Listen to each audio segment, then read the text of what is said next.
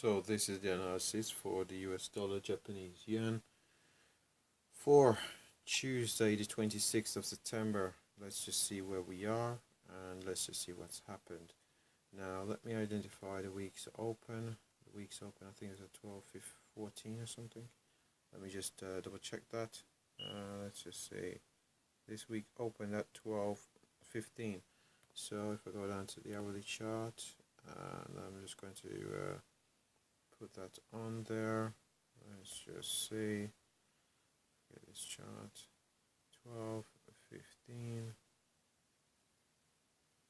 Yes, yeah, let's keep it there. Let's just change the color to blue. And let's just change the settings. 12:15. 12:15. Okay. So there we are. There's my most important pivot, being the week's open, 12:15. If we trade below it, I am bearish. The overall trend on the US dollar Japanese yen.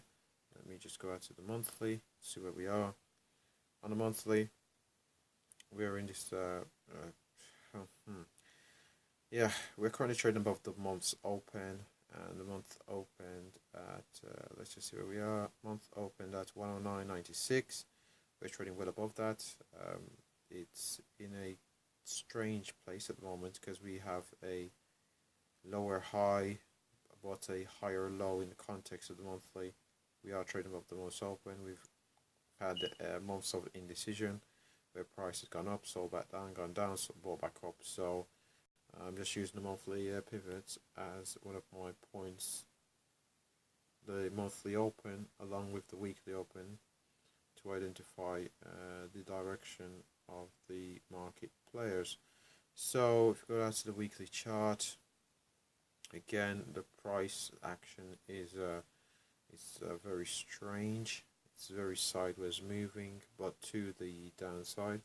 So being long should be cautious because we seem to put in a series of lower highs, but they're just marginally lower.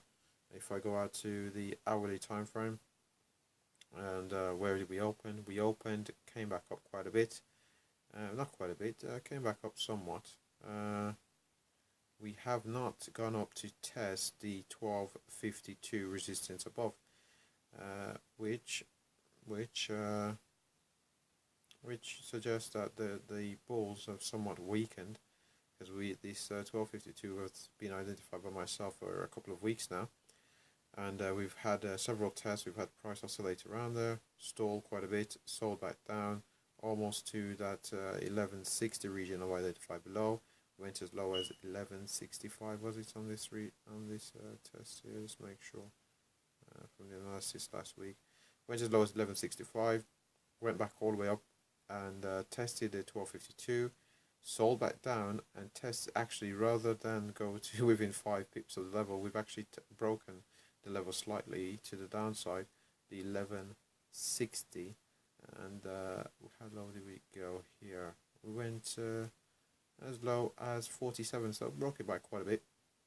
We do have a 200 period moving average below, which will likely provide a bit of support as it comes up. Let's just see. So these candles here, small bodies, not indicative of reversal, but we can have a let's just see, we can have consolidation, and then we could have a similar to other pairs. We could have consolidation, a large candle, like say similar to this candle here, the 4 candle which opened at 4 p.m. on the 25th, which would have been yesterday, and would be indicative of momentum coming into the market. So a test then of 12:15, which I would likely expect to break, because all it is the weekly open. A move up to 12:52 would be increasingly likely as if we break above the 12:15, and yes, it'll be a continuation of the primary momentum to the upside.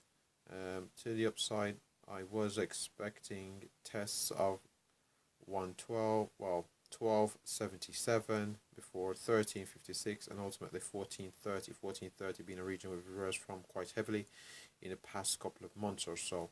But I have to now be aware of momentum to the downside, as price does appear to be breaking down to the downside now.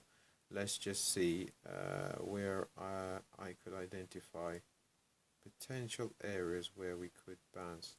So that region there, in and around about, it was about 11, oh, where is that, 1109, 1109, yeah, 1109, but that is pretty tight a zone to operate within. So let's just have a look at the weekly charts. Let's just see, let's get the scaling on here right.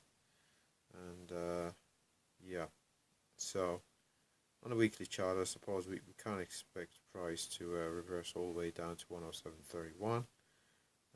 So let's just see where we are. 110.73 being in a region of let's just see, 110.73 I said, wasn't it? So if we go down to the 60-minute time frame, and I said 110.73, so let's just get that on the chart.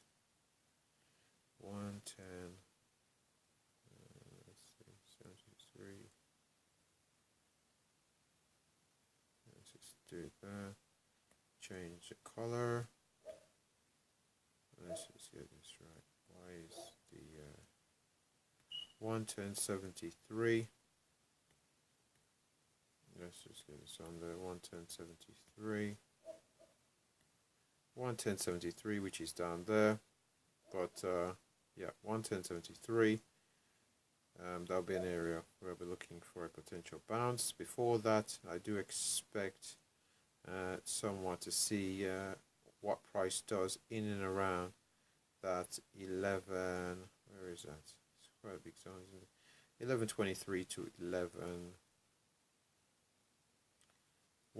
So that's that. 111.10, 111.23, in and around this region here before where we had the breakout. So before a test of the 110.73, I do expect the downside to be limited, but if momentum pushes price down, you'll be looking at below the 10.73, 10.50 and 10 as a whole down here would be areas of interest. But to the downside, I'm expecting we have in the past, I remember we've been trading the past couple of weeks, seeing price stall around the 11.20 several times. 11.20 and 11.60 have been quite a small range, but I am expecting a move down to 110.73 if the 11 whole number doesn't hold price. So my overall view on US dollar Japanese yen is bearish as long as we remain below the weekly open of 12.15. I expect to see a test of this 200 period moving average, and if we do break and hold below it, I'll move down to 11 and eventually 110.73. So before I go, LCS, like, comment, subscribe. Thanks for watching.